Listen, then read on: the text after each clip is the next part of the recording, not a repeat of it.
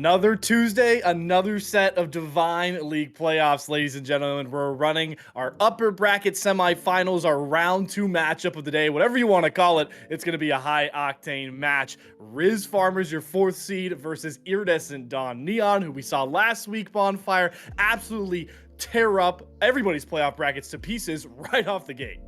Yeah, it's been upset city here in the Divine League. For those who don't know, let me do you some learning real quick.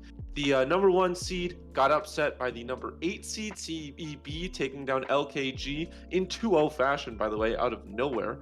And then Team Death Knights ended up winning as the 4 seed over the 5 seed. Other than that, Rizz Farmers was the 7 seed, taking down the 2 seed, and then obviously IDN taking down the 3 seed last week. Kind of unbelievable stuff across the board. We are seeing an upper bracket matchup right now, but I think a lot of people are expecting both of these teams to be in the lower bracket at the start of these playoffs. Yeah, right, exactly. Now they're in such a prime position to honestly punch their ticket to upper bracket finals, to the semifinals on the upper bracket side of our Divine League playoffs this time round. And it's really intriguing because when we look back at some of the games, obviously everybody knows exactly how Iridescent Dawn Neon won a couple of their games last week. Myself and Bonfire were able to cover that one and saw quite literally the most perfect wombo combo of a Yasuo Wukong Malphite you will ever see. So if you missed that, make sure to find a way to get it back, either the VOD, I believe I tweeted it out as well. But there's also a way, the Rizz Farmers also made it in a really fun way, Bonfire. Game number one, their jungler Ovo, he played Dark Harvest Blue Kayn in a competitive match at this tier and went 12-1, smashed their opponent out the gate. So both these teams comfortable with pulling out some pretty crafty tactics, some solo queue tactics potentially to get themselves ahead in the bracket. Yeah, and I think that this is kind of a difficult matchup for IDN just because of the way they've liked to get their wins. They're a very good team fighting team, one of the best in the league, I'd say, and they're going against another really good team fighting squad. So it's not going to be easy. They're going to have to find their wins through craftier ways, like you talked about. I think they're going to have to get good side landing pressure and so on and so on. But I think that's all predictions about what's going to happen. And if we want to go to predictions, we should actually just look at ours real quick as we get near the very end of the caster predictions. I've got IDN going 2-0. I know you also have IDN, but we're kind of black sheeps in that matter because on the other side of things, Gordo and Gofarino linking up for that 2-1 RF scoreline. Yeah, I'm gonna be completely honest here, Risen Faithful. I am making a play at just grabbing points. So if I want any shot at catching the Mad Hatter that is Gordo in these predictions, I have to defer from him. I came into this matchup thinking I know this series is gonna go three. These two teams have been too good in the playoffs to not go three. And I honestly, once I saw Gordo take Rizz Farmers, I decided to take IDN and ride that hype train.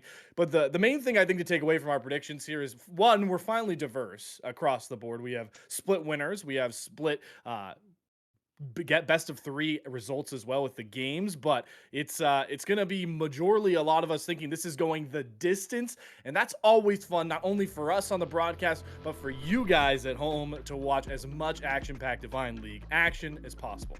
Yeah, it's true. Out of the 4 best of threes that started off this playoff series in round one, 3 of them went to 3. So obviously, not a lot of parities between these teams. Very, very difficult to separate these squads. But I always think best of threes momentum cannot be talked about enough, and I think that 2-0s happen a lot more than people kind of expect. So I've got a 2-0 just based on my own philosophy, but realistically, I think 3 games is very achievable, especially when you look at these teams and the way that they play. All it takes is one good or bad team fight, and we could be going to a decisive game 3, like you talked about, for the winners finals.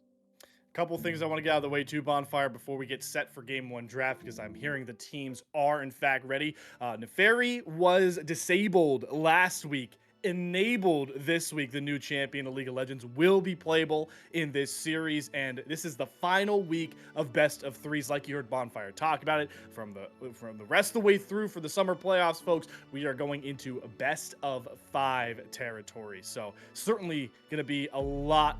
There's a lot on this best of 3 series, like you talked about, Bonfire, and I'm curious to see if the new champion makes an appearance. Yeah, I think Neferi is a good champion in a terrible meta for assassins. So I don't expect to see Neferi, but you never know.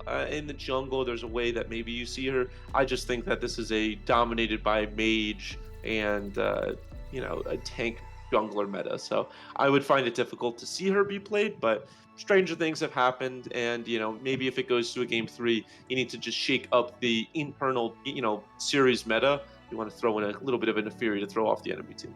Well, it's time to find out. We're going to see Neferi. We're going to see some Wombo Combo Yasuo Wukong. We're going to see a Blue Cane from Ovo. Only one way to figure that out, folks. Let's throw it over to our caster desk with the Game 1 draft. Gordo, Goferino, take it away.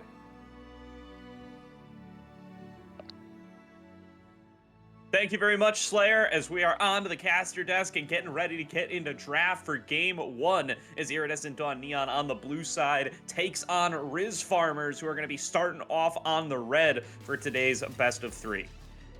Yeah, should be pretty electrifying here. Rizz Farmers in their games against L2. It was a very ride or die sort of situation that I could see from what I could garner. So I'm definitely expecting them to light up the Rift here with their picks. Definitely some aggression, I would assume. Yeah, for sure. I mean, we talked about the Neferi being enabled here and about the tendency of a certain Rizz Farmers jungler to go for these heavy AD-focused junglers. No, Neferi's supposed to be a little bit more of a mid laner, but gotten to see some jungle as well, as we're going to have an old classic coming back to join us on stream today, Gopher. You're going to have to carry us through on the visual department for the next couple of minutes. Here we go. I'm back already. Yeah, just when we thought we fixed it. But looks like we are starting up the draft here. Kiana, gonna be the first ban here against Rizz Farmers. I know that was banned against them a lot last week, so definitely picking away some personal champs here from the Rizz Farmers. We'll see how they retaliate here. One thing to note is that this is still patch 13.14. Patch isn't until tomorrow, so we do still know there are some pretty strong champions out there. Kaisa really does come to mind. We've been seeing her just so heavily prioritized throughout a lot of games ever since the item rework. Well, okay, 80 carry mini item rework that came out around mid-season. We'll see what the prio is here for both teams. Yeah, and what really deserves some highlighting here is how nobody expected either of these teams to be playing here in the winner's side semis. We had a quarterfinals filled to the brim with upsets coming on across here. Iridescent Dawn Neon, the 6th seed, upsetting Primal Instinct Black, the 3rd. But then also the Rizz Farmers as the 7th seed coming in and upsetting La Vision 2 as the 2nd seed overall. So quite a few big upsets there. We also saw Contingent Esports Blue take an upset up in the other side of the bracket. So a lot of teams really coming up here, showing up against some really tough opposition that, based on the regular season, we thought were going to be the top dogs in this league. So this whole league is now out of whack, right? There's a lot of questions left to be answered for who's going to be going out of that winners final, and then there's some really dangerous teams hiding in that lower bracket that make it really tough to drop down at this stage and still really feel sure in your ability to be able to make it to that grand finals as we start to round out our first round of bans. We'll see what the prio is here. The time being taken. Usually the safe pick is an AD carry. Speak of the devil, it's going to be the Varus. We have been seeing more and more of that recently, both in Risen and also in the pro leagues. We have been seeing some variety. I think the leniency is a little towards that lethality Varus, although I haven't been keeping the closest eye on what everyone has been going on this champion. We'll see what that's paired with, though. Pretty neutral champion, pretty flexible in terms of what sort of comps you can flex it into. Pick comps, you can definitely do front to back comps. Response, though, gonna be this Maokai for the Rizz Farmers. Maokai, very strong jungler. We saw it picked a couple times last week, and I know the Rizz Farmers picked it up themselves as well in their game against L2 last week. We'll see what they round off this first R1, R2 with. Yeah, some traditional meta picks coming on through here. The Varus, still something that represents a couple of different potential builds. You can still go the lethality Varus, you can go the on-hit Varus. The AP Varus with the nerfs to Static Shiv I have seen substantially less of, but still always something that could be in the back pocket if it becomes absolutely needed. As the Maokai Thresh rotation going to come through for the Rizz Farmers, they're going to make sure to secure themselves some of those powerful engage tools and disengage tools. So they have a couple of different directions they can take their draft from there. Really like not showing too much out of those first couple picks out of the red side. And Maokai, of course, still such a super high priority if you're not going to be looking for the full-on carry from the jungle position, instead going to be in a little bit more of a supportive role. Now the Jarvan going to be selected for Iridescent Dawn Neon. That is likely going to be coming into the jungle are still learning, although could also be flexed around as we're going to see how they want to round out this first round. There's going to have been junglers selected by both sides. Do they want to take a support here for the Varus, knowing that they're going to be up against the Thresh?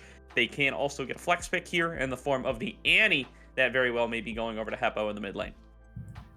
Just going to be locking that one on in there right now. Very explosive here from the side of IDN. You know, you got 3 great ultimates, 4-starring off team fights here. And of course, these ultimates are also great for continuing team fights here. As farmers, we'll see what they lock in here. I mean, with Maokai Thresh so far, those are 2 good champions for disengage. So you have a good play, you stop the Jarvan EQ. The Misfortune going to be locked in here. Interesting with the Thresh. We don't know what the support is just quite yet for IDN. It could be that Annie. I'm not thinking so. However, it does mean once you hit level 6 with this MF Thresh bot lane, it just takes 1 hook to delete this Varus.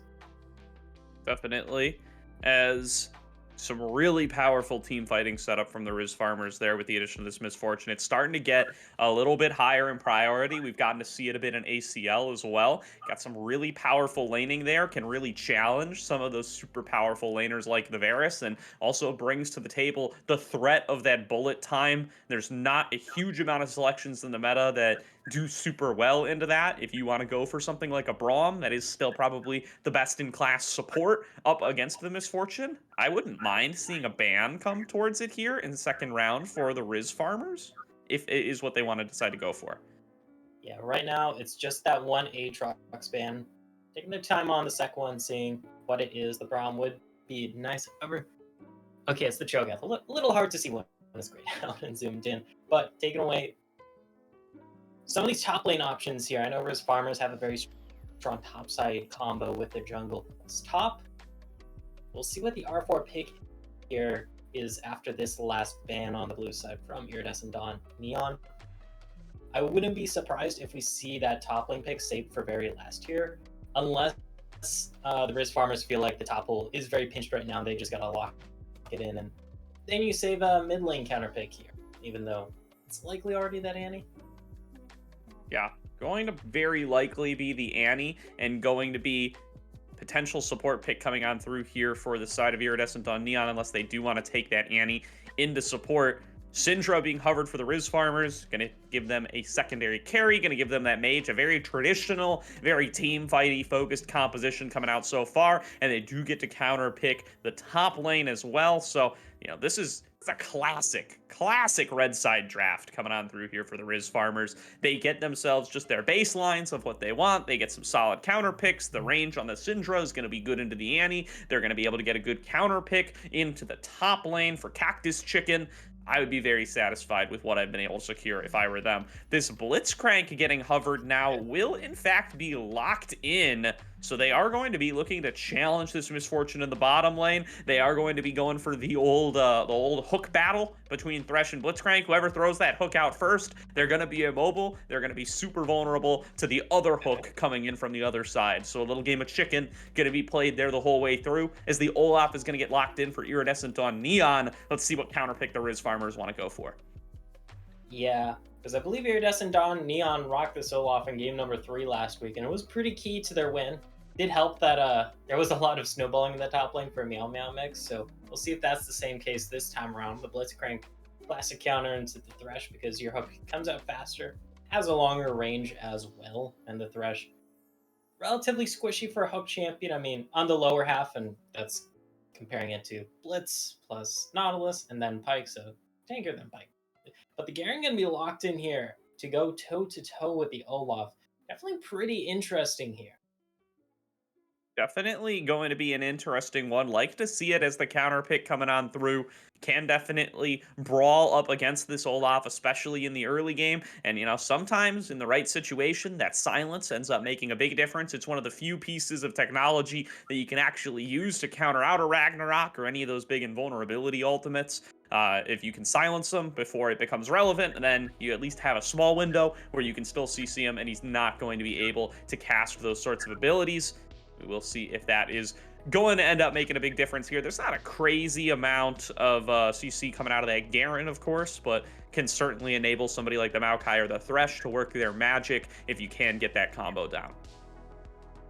Yeah, Yeah, the Garen definitely a little bit out of left field here, to say the least. It's not something we typically see. I know we have seen a lot more Garen in competitive this year, thanks to Boost Hater and Wildcard, at least earlier in the split. And we'll see how well it fares into that Olaf, because you're definitely looking to go toe to toe with this Garen in the top lane matchup. For sure. Well, let's hear what the analyst desk has to say about these picks coming on across. We're going to throw it back over to Slayer and Bonfire until we get into the game. We'll be seeing you very, very soon, Gordo and Gofrino. Thank you. Certainly an intriguing draft so far out the gate to kick off this series. We're going through the champion select now on the client side, and we'll get a look at the summoner choices, some rune choices as well, Bonfire. But I hyped it up. We had a blue cane potentially from Rizz Farmers in one game. We had a Wombo at one point from Iridescent Don Neon. I think it's safe to say we've had a good mix of a little bit of chaos in here with some of these picks so far. Yeah, it's also a battle of conflicting strategies from both of these teams as well. You look at this Iridescent Dawn Neon squad, they want to run up into your face, they want to get you close to them, and they want to just absolutely decimate you while they are on top of you. An Olaf, a Jarvan, they've got an Annie, a Blitzcrank. The Varus really the only member of that team who's kind of out in that comp, but still very strong with all of the front line. And I think actually it sometimes is good. A lot of times you see a Nautilus or a Nocturne and a Nautilus and then also a Varus, and people think, oh, that's bad because the Varus isn't going to be able to get the damage off. I actually think quite the opposite. The Varus should be able to be pretty untouched for most of the fight, because how are you going to focus down a Varus when there's an Olaf in your face? But on the other side of things, right, you're going against this Rizz Farmer squad, which is maybe the best disengage in the world. You've got the Flay from the Thresh, you've got a Syndra Scatter the Weak, Maokai is just unbelievable disengage, and then the Garen with the silence is so difficult for the Jarvan, for the Annie, honestly for the Olaf as well to go into against. So talk about engage versus disengage. It would be the question of if IDN can get on top of them and force them into their fights. I just don't think there's anything Rizz Farmer can do at close range. But if they get chased down, it's a long extended fight. This Rizz Farmer squad should farm them up.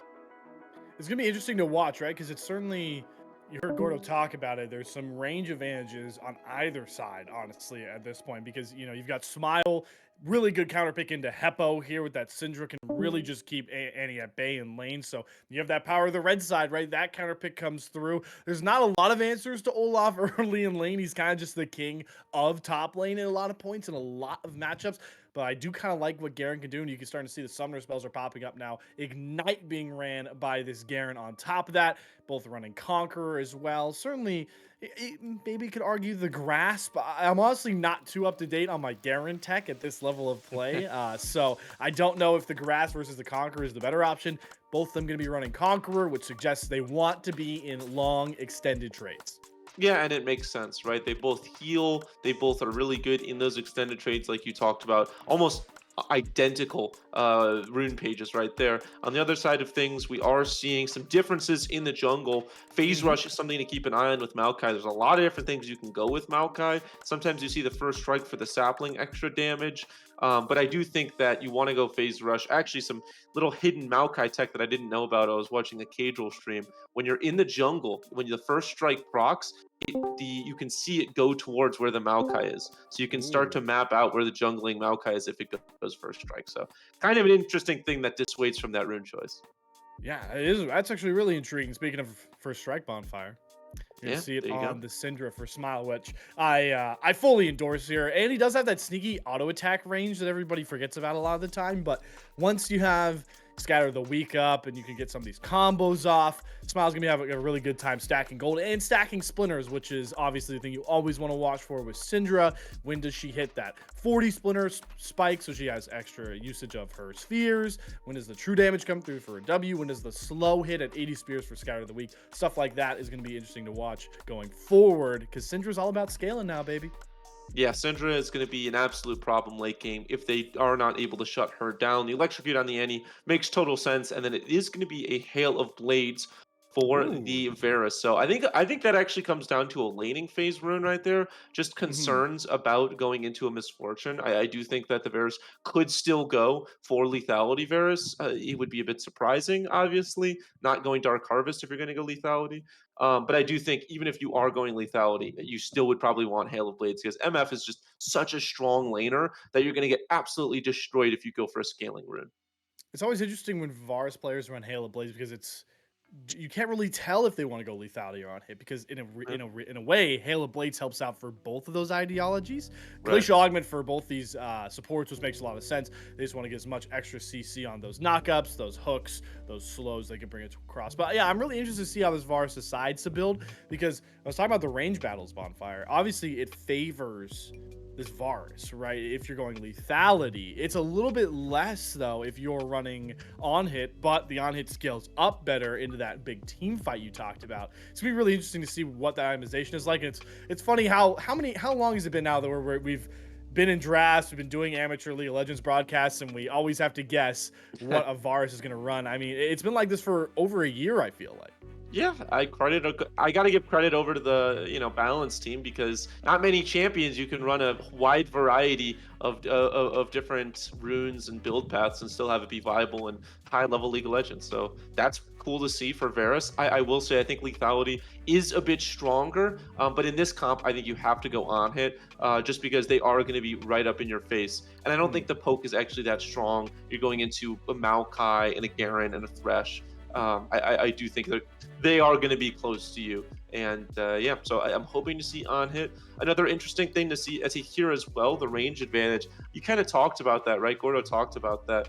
But I do think that the Blitzcrank kind of negates range advantage to an extent because, yeah, there's a range advantage, but you kind of have to be so careful of the hook that as long as the hook is up, you're not able to get max range off because Blitzcrank should always be hanging around. So keep an eye on the support pick as well. It's gonna be very, very interesting. Game number one, like you heard Bonfire talk about. It's two fighting ideologies, right? You're gonna have Mhm. still learning Meow Meow Mix. They are running in. The String Eater is gonna be up in the face of Rizz Farmers the entire time, trying to land these hooks. But on the other side, how are they supposed to get through Nature's Grasp? How are they supposed to get through multiple spheres from Scatter of the Weak throwing their way? Bullet Time will shred anybody that walks into that. And you obviously have Thresh, who is the king of peeling when it comes to support. So I'm really intrigued to see how this game stacks up. Should be getting in here soon. I'm curious, Bonfire. How do you feel about your 2-0 IDN pick now after you've seen the draft? Because I know the draft can always sway those predictions. Yeah, I think that the scaling's obviously much better for the Riz Farmers squad. So if there is going to be a way back for Riz Farmers into this, it's going to have to be through the later part of the game. I will say it just comes down to which strategy you think is better, right? If you want to run at an enemy team, if you want to set up and get objectives earlier on to force team fights, you're probably going to be a bigger fan of IDN. I think that it's going to be difficult for IDN to win this game solely for the fact that I think giving over Maokai, Syndra, and Thresh is just it's going to be so difficult to kill this misfortune. I think this Garen's a really good side split pusher, and then Mhm. obviously the Syndra's going to scale. So I don't feel great about it, but I don't think that they lost draft super heavily. I think it's just a personal thing. Well, let's see what those personal decisions play out like on Summoner's Rift. You heard what Bonfire said about best of threes. Game one is so pivotal, and we are ready with game one. Rizz Farmers versus Iridescent Dawn Neon, and we'll head to Summoner's Rift where Gorodo and Gofrino will take it from here. Thank you very much, Slayer, as we are on the Summoner's Rift for game number one. Iridescent Dawn Neon taking on the Rizz Farmers. We'll get that little abbreviation fixed up there before too long, as IDN, they want to try to make a little bit of a path down towards the bottom side to start things off. Doesn't look like they're going to end up finding much fruit from this effort, though. Rizz Farmers spreading out around the top side, getting ready to get started. And definitely a little bit of feels bad man on that start, you know. You always want to have something go your way level one if you are going for that. Minions have spawned. Yeah, for sure. It is a 0-0 series to start off, by the way, as it is going to be showing 1-1 for now on the overlay. We'll get that resolved as well. Now kicking things off does look like not going to be too much action to start things off. A lot of defensive vision placed down by the Rizz Farmers to start us off. They've got 3 wards thrown down early, all of them on the lookout for still learning, going for one of these potential invades. I guess that's just what you do when you're up against the Blitzcrank in comp. You know, you got to believe Yeah. they're cooking something at level 1. Turns out what they were cooking was a bot lane all in, and they did not bite into that. Yeah, it's kind of standard against Blitzcrank. Like, because Blitzcrank, hook level 1, hell of a drug. And you kind of don't want to deal with that if you're on the opposite side. So, avoiding that right now, the IDN bot lane is pressuring. Good little hook there. They should get a nice little bit of poke. Taking down Stringy Bird. About half health. They'll be forced to chuck some pots. Will take a bit of damage for that, of course, but an early CS lead coming on through for the Varus. Confused. Definitely going to be looking to get the push early on. The Misfortune can be a big harass dealer later on in the laning phase, but right here at level 1, when it's just the double up and you've got a Thresh as your support, you might just have to sit on the back foot. Don't want to risk getting Blitzcrank hooked in and all the damage that's going to come through with that. Farming going to be pretty calm across both lanes as each jungler have finished their first clear. And here's that invade that the Rizz farmers were suspecting was going to come early on. Still learning. Trying to pay a little visit towards Ovowo. Let's see if they end up finding each other. He wants to start off the blue. Yeah, we have perfect 20/20 vision right now. So we know that Ovo's right around the corner. Looks like Still Learning has a bit of a hunch. And that sapling, I don't think caught vision of Still Learning. That definitely will alert the Rizz Farmer squad where this J4 is right now. Still Learning. Not going to be able to snag that buff, but, Wow, okay, that's a flash in from Cactus Chicken. Looking to solo kill Meow Meow Mix early on, but Meow Meow Mix is going to get out of there, and the minion damage is going to make up the difference. First blood picked up in the one-on-one for Meow Meow Mix. Oh, the wraparound. Look for the hook from Stringy Bird. Does the land. wall. There's the knock-up. Gets Ovowo in there. He's going to have to flash out. A nice Great return hook, counter though, hook. landed. Here's going to be the trade. It's going to be 1-for-1 to start things off, but now Bruv getting focused down, confused, triggering the Varus passive, gets himself a double kill, and is going to force Concubine Cody back underneath the tower. A great start for Iridescent on Neon. They win on top side, they win on bottom side, and Still Learning flashes away from the Scout of the Week. And now Confused, he can run this down. He's got the slow from the hail of arrows. And can just keep stepping up. He's got the cleanse if he needs it. Now just going to back on away here. Very strong start here from Iridescent Dawn Neon. I mean, they come around for that second round of the invade here, Gordo. And, I mean, Stringy Bird, it's Blitzcrank. You land the hook, you're going to force a flash, or you're going to force the flash and get some kills here in this case. And you do trade 1 back in return, but 2 for 1. You put this Maokai really on the back foot here, Yes, you do have that camp advantage, but it's just going to be such a slow going here. Speaking of that, though, Ovo currently looking for a wraparound here. There is no flash on Heppo. Yeah, making a little bit of a visit. It is going to be Heppo just retreating down towards Still Learning, but they're going to be outnumbered 2-3. Still Learning realizes this. Heppo getting as much movement speed as he can, but going to get flayed back in, and that's going to be a kill. They're going to try to hand this over to Smile, and Smile is going to be able to receive it. Yep, just good pickup there. We saw Ovo go for that long wraparound and make sure that there's no chance of Heppo being able to run back to turn. And good communication with Bruv in that bot lane. Like, hey, you know what? You able to walk up? Oh, yeah, your 80 carries back. So come on up, We'll force a kill here. We'll get 1 back in return. And now you got a 1-0 Syndra for yourself here. Smile going to be feeling nice in the mid lane with that. We'll see if that leads to them being able to get any strong burst down on level 6. I don't think this is going to be perfect 100 to 0 damage thresholds we're talking about, but Smile will definitely be able to force the matter much more easily with that extra gold in their pockets here. Definitely. We are going to pay a little bit of a visit towards the bottom side now and check out what Stringy Bird is going to be able to achieve. Has had some nice hooks to start things off, and with that early lead over to Confused, he does pick himself up that serrated Dirk. Looks to be going for a little bit more of a lethality-focused Varus. It has that Hail of Blades for the early power as well. Oh, little fight breaking up on the top side. Meow Meow Mix already with the level advantage has access to that Ragnarok. Probably not going to use it to attempt to dive. It's really dangerous against a Garen that's going to tick up level 6 at some point during this wave, but we'll try to get the plate gold. We'll try to deny as much CS as he can, and we'll try to keep chunking out Cactus Chicken. Yep. Cactus Chicken, thankfully, does have the Perseverance passive, so we'll be able to heal up eventually here. And yeah, just a little bit of calm on the Rift for now. Dragon's up if anyone wants that. No one really looking towards it right now. Junglers got their jungles to clear here, got their backs to in. Okay, top lane. Ooh, there's going to be the Demacian Nice. Justice. Nearly Ooh. closing out on a Meow Meow Mix. And I'm going to be honest, Goferino, he's getting away with murder on this a little bit. This is twice in a row. Yeah. He's been very, very close to getting solo killed by this Ignite Garen. And both times he just sneaks out of there. Oh, that thought. Still learning. Might just get pincered here. Still able to pick up that Raptor.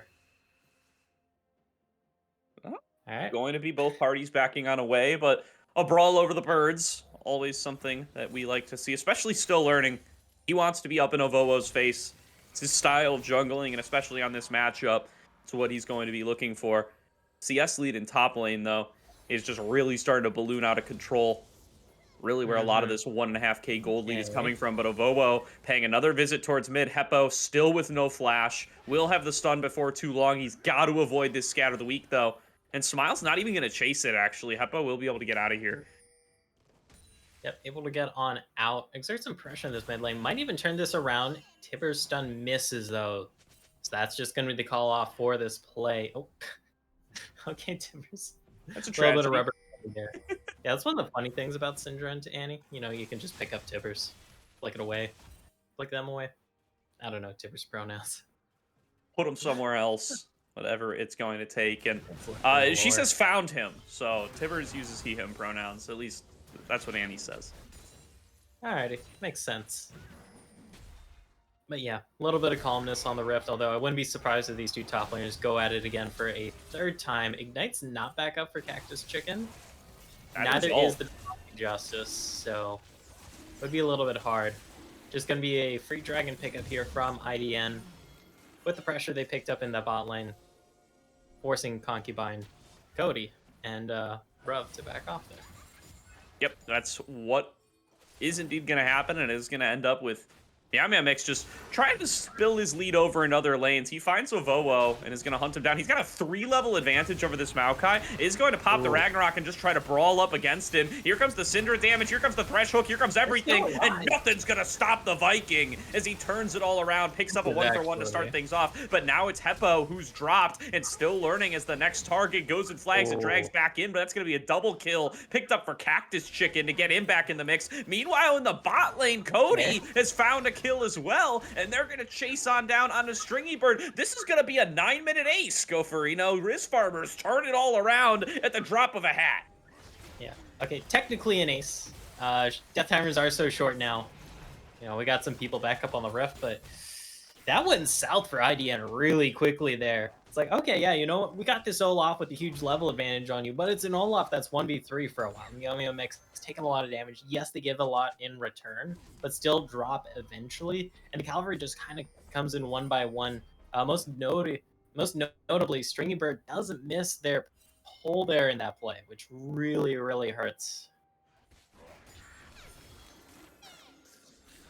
Yeah, does set them back on the back foot. An early lead now garnered for the Rizz farmers.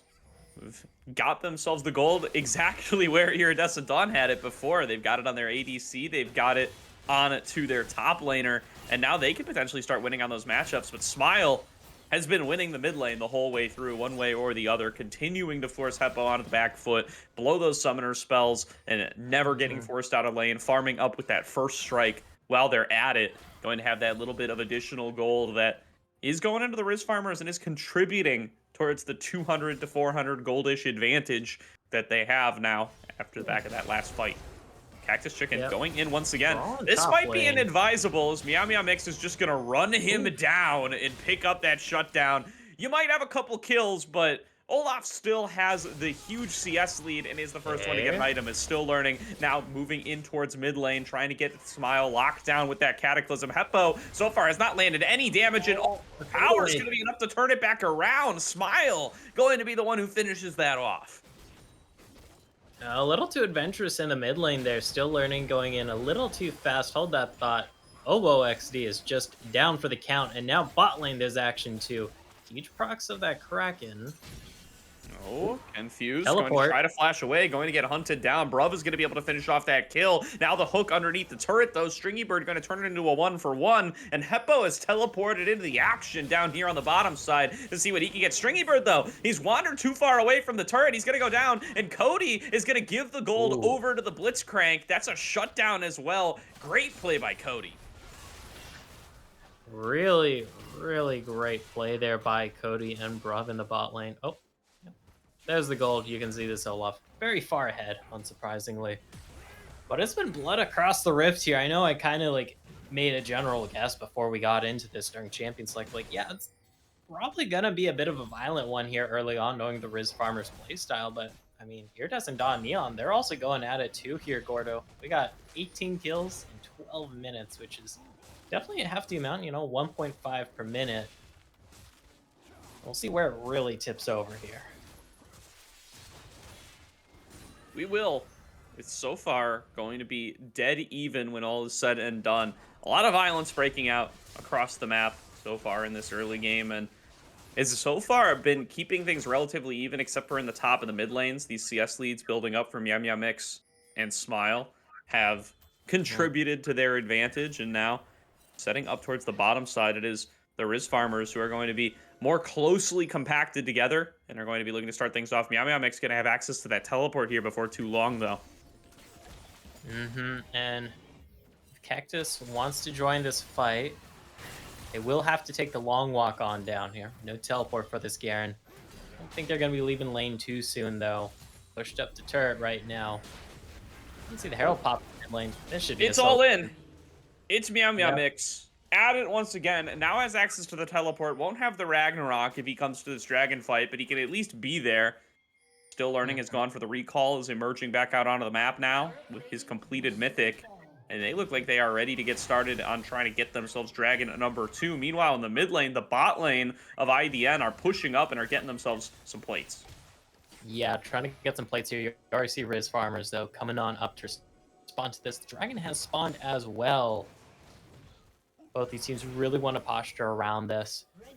Basically, every ultimate is up, except for that Ragnarok, but that only matters if Meow Meow Mix teleports down. And Meow Meow Mix actually gets first turret of the game. Solo full plating as well. So this Olaf is ahead. Dragon very low. Just going to drop that Nature's Grasp. Make sure you get that 1-to-1 in the dragons. Might see some aggression here.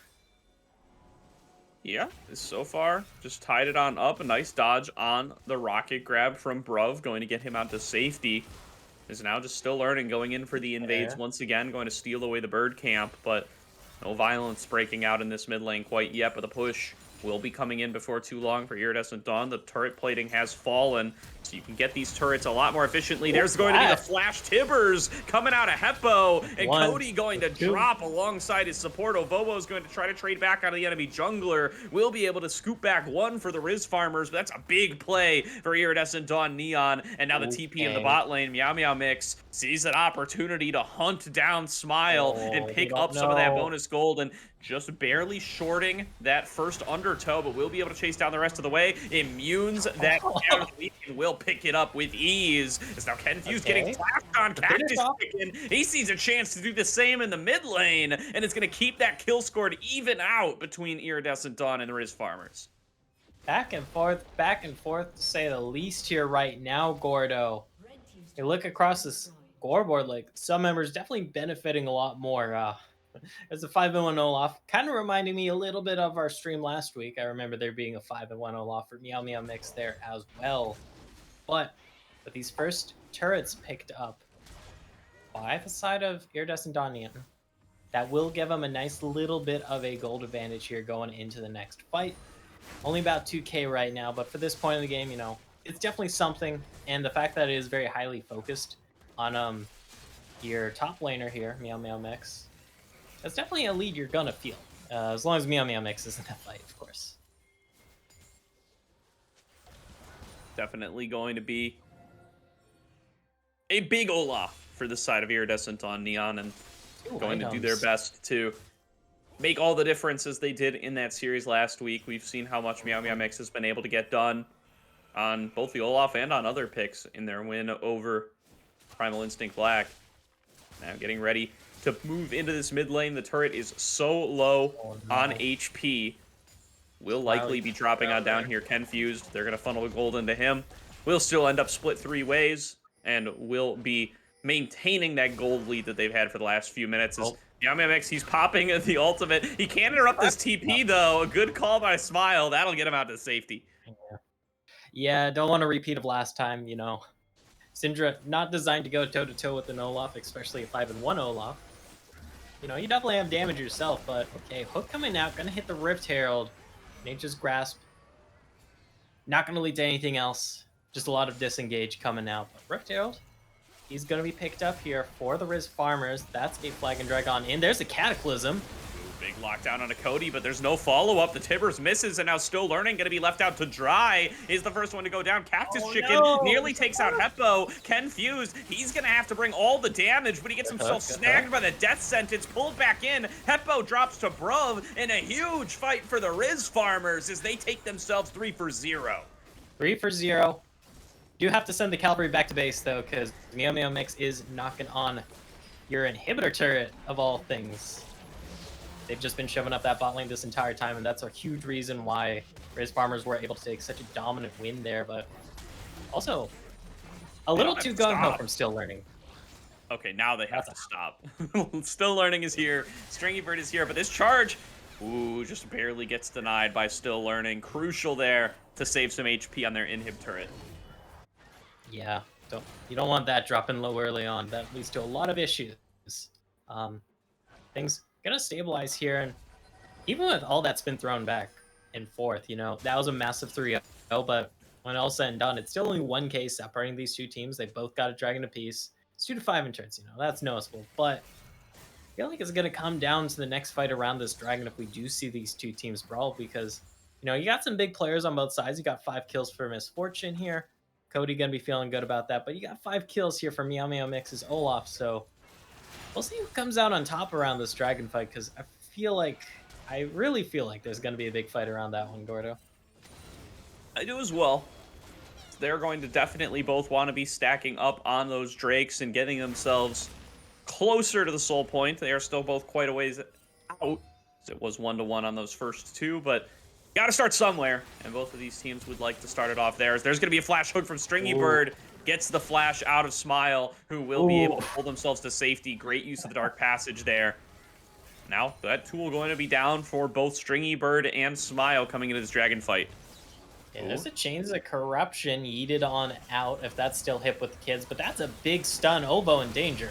Everything dumped onto Ovo, though. They are going to dive in. That's a big Cataclysm, locking everyone in place. But where's the capitalization? There's no Tibbers. There's no nothing. Piercing Arrow going to keep them knocked low, but still funneling backwards, keeping themselves safe. Cody and Smile are going to rain the damage down from over the wall, and it really just ends up being a 1-for-1 jungler for jungler at the end of the day, and that means there's going to be no smite available for this dragon. Be on the lookout for if somebody can snag something. Heppo just flashes towards Cactus Chicken, but he's going to be able to run away. Here comes Smile and Cody. There's going to be a brawl for this lizard, Goferino, as Smile getting pushed back by more of those piercing arrows and undertows, and up going wide. Cactus Chicken now regenning off that Fortitude passive. Confused takes the smite down, but the dragon drops down to YamiyaMix. Over the wall comes Cactus Chicken trying to escape, but it's a wipe for Iridescent on Neon. They come up with everything. They get the 4 kills in that fight, and the dragon. Huge back end play there, and we still got 20 seconds on these death timers, so there's a teleport coming on, and yeah, sure, why the hell not? Let's force Baron right now. It is a 50-50 if you can't keep Ovo off, because they do have smite, they do have flash. They're able to get into that pit. Things can get dicey here. We'll see how well they puppy guard. That Stringy Bird with the hook. There's the Nature's Grasping on out. A little early on that flash. Can you survive long enough? Going to be coming on in and is going to be going down. And Bruv, hey, he can get involved in the party. Gets dragged into that pit just to join the Baron and his jungler. That's going to be 2 kills and the Baron over to Iridescent on Neon as they are starting to really snowball away with this win. Oh, and now just like that, it is nearly a 6K goal differential, looking to get even bigger with this Baron buff acquired. Rizz farmers were just put in a very bad position there, a rock and hard place. You go in too early to try and steal the Baron, and you just can't survive long enough. All 5 members of Iridescent Dawn Neon gonna be having that purple buff here. That's really gonna put a pinch on Rizz farmers here for these next few minutes, Gordo, as someone's gonna have to deal with the Baron buff Olaf here. Meow Meow Mix, most likely gonna be in the side lane. Most likely not gonna be 1v1. Yeah, it's getting to be a tough position for them now too, as Confused has gotten so strong. Going to have 3 items completed, and that Muru mana is going to upgrade in just a second or two. Should be off this wave. Yeah, there it goes. He is going to be raining down so much damage. He's well ahead of the pace of the game. And so is Meow Meow Mix, who is just such a menace in the side lane. So you're going to be a big risk unless you can find a way to either take down the Varus in the team fight or deal with Meow Meow Mix in the side lane. And it's gonna be a little tricky getting on top of this Varus if you don't land that death sentence, if you don't land that Nature's Grasp here. Because it's Lethality Varus. Lethality Varus loves playing far back. Hook lands. Is this a kill? Should be. Yeah. Yep. Heppo going to be able to pick that up. Killing spree for the Annie. Tough start to the game, but Heppo coming back in the later game here, and Avowo just taken down with ease. They're going to start to push forward onto this inhibitor turret, clearing out the wave and looking to break on through. Baron buff doing a lot of help on the siege, but they will be able to clear it out for now. Smile takes so much damage from those arrows, though. Yeah, Varus Blood's extremely impressive with the Baron buff. They're going for this fight top lane. That's half health. Ooh, the shield coming up clutch, but not clutch enough. Cody gonna be able to finish off that kill as the fight breaks out on the bottom side. Raining down with the bullet time. A shutdown comes through for Smile, and a double kill off the back of the kill onto Still Learning. Iridescent on Neon are routed, and they have got to run for safety, as that has been a huge fight for the Rizz farmers to get back involved here. No objectives up to take, but they can at least try to take themselves a turret. And huge move there by the Rizz farmers. To say they were on the back foot is a very valid statement, to say the least here, Gordo. They're down about 7k and able to just get that huge shutdown top, able to save their mid lane turret, and now they're the ones against the Baron buff, picking up an inhibitor. Won't be able to pick up the inhib because respawn timers. That's how they function in League of Legends.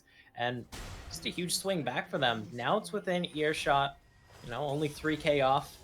You should be feeling pretty damn fine here for these next few minutes. And that's all good in the Rizz farmers book over, because the inhibitor, that doesn't have an objective bounty on it. They do get to cash out on that inhibitor turret, and they would get to cash out on the dragon if they can secure the next one. They're definitely going to want to keep Iridescent on Neon off of that soul point. So they are going to need to be present for this fight, and they are going to need to hope that they can set up nicely around Cody's big ultimates. Yeah. This is a now 3-item misfortune.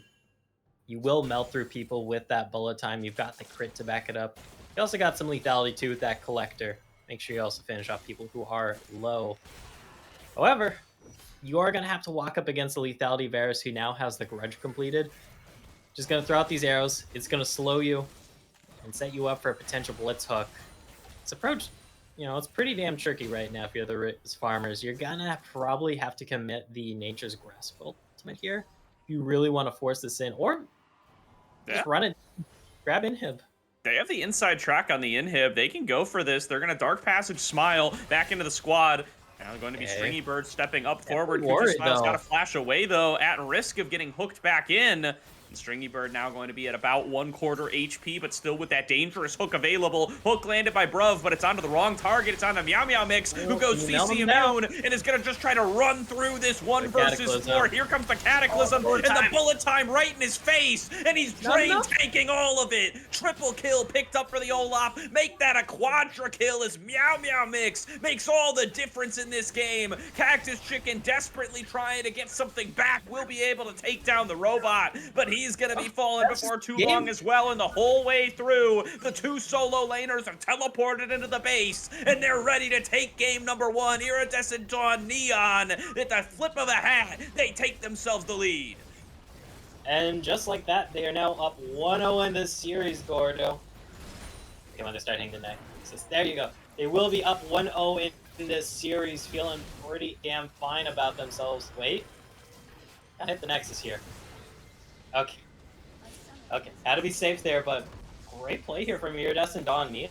I mean, Meow Meow Mix just tearing up a storm in that top lane solo, even with the counter pick Garen there. I feel like that really helped them snowball across the rest of the map here, and eventually you just have this Varus raining down arrows on you, poking you, and you can't even approach stuff. Absolutely baffling how much he was able to drain tank through that. He just tanks the whole bullet time to his face, Goferino. You can't do anything about Olaf once he starts to get to that position. A crazy performance by Meow Meow Mix to be able to carry through this first win for Iridescent Dawn Neon. Yeah, like Meow Meow Mix really carrying a lot of that game here, I feel. Because one of the big fights I remember that the Rizz Farmers got that was a bit of a comeback fight in that mid game kind of helped that Meow Meow Mix was just stuck on that bot lane, farming up to their inhib turret. So we'll see how the Rizz Farmers really want to adapt going into this next one, because, you know, it was pretty close for a lot of this game. They had that huge comeback around their inhib. They almost got an inhib of themselves. It's just that one shoddy call to try and rush the inhib is what eventually led them to lose the game about a minute and a half afterwards. For sure. So let's send it back over to the analyst desk, see what they have to say about that game number 1, Slayer and Bonfire. You guys take it from here. Thanks again, Gordo. Wow, what a game number 1 between these two upset-driven teams. Iridescent Dawn Neon coming out in front, Bonfire, and there's only one person that we really need to start this conversation with and likely end it with, Meow Meow Mix. Holy cow. Yeah, that was a game of life right there, as some people like to say. Just an unbelievable performance right there on the Olaf, getting their own leads ahead in the top side and then translating it across the map. And then, yeah, at the end of the game, just tanking the entirety of the bullet time on a Fed Misfortune right to their face, eating the bullets, spitting them back out, getting the quadra, winning the game. Meow Meow Mix show, but you have to imagine a lot of the rest of the team still came and showed out as well. That Varus especially had some incredible moments. I think did a ton of damage. I'm actually curious if we do have a post-game graphic of the gold and damage and all that stuff, because if we did, I think we would be able to see that the Olaf and the Varus were the ones just carrying in that department. Yeah, we'll take a look at those after we get through the replays we selected here, but let's go back to the first replay here, Bonfire. I'll have you take us through, because this is Rizz Farmers getting an ace at 9 minutes. Yeah, no, this starts out, looks like it's going to be pretty good for the side of IDN. They get a ton of damage onto a Volo, almost enough. And then the entire time, Meow Meow Mix still doing damage. Now Smile is low. They're able to kill Smile, and so there goes the Syndra. But critically, Meow Meow Mix has died, and that is where all of your damages come from. Confused is on the bot side, getting 1v1 and losing it to Cody right there. Beautiful work, again, showing out that the MF in isolated damage does so much. And that's where all your damage dealers are. And so, yeah, it might have looked good to start off, but once you lose that Olaf, if you don't have the Varus in the play with you, just is going to end in disaster. And indeed, that is what happens. And it looked like this game was starting out really well for Rizz Farmers. They had themselves a lead. They got themselves a little bit of a delayed ace. Things went their way. They actually found a way to kill the Olaf. Like, I think a lot of people are watching that game thinking Rizz Farmers might have found their way into it. But we talked about the battling strategies of the engage versus the disengage comp. They just never were able to get to an objective first, and they had to go into the meat grinder that was Olaf later. Yeah, that was just that was kind of just like the first layer, the sedimentary layer of the planet that was this game 1 between these two squads. A 9-minute pseudo ace, and Rizz Farmers have all the control. That's what we think, right? Well, this is how they're going to start losing it. We'll go into our second replay here. We're about at the crest of 20 minutes. And have you ever seen a dragon take without a jungler? Well, here it goes, folks. Both of our junglers here are down, and it's really just a cat and mouse game. And it's Rizz Farmers trying to set up that they want to go for Meow Mix. They finally do. Pops the Ragnarok. Kenfuse just snipes Smile in the background. Heppo had blown Flash, missing a stun a couple minutes ago. Hits a critical 2-man stun. They pick up the Drake, and oh, look at this. Stringy Bird showing off some of his prowess on the killer Blitzcrank. Picks off Cactus Chicken. So that was 3 big kills for IDN. They pick up that Mountain Drake as well. And who needs junglers for neutral objectives?